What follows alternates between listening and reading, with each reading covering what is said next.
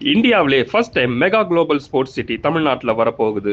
Tamil Nadu sports development authority நம்ம ஓஎம்ஆர்ல செம்மஞ்சேரியில 128 ஏக்கர்ல 300 கோடி ரூபாய் செலவுல ஒரு மிகப்பெரிய global sports city world class athletic ஃபெசிலிட்டிஸோட உருவாக்குறாங்க.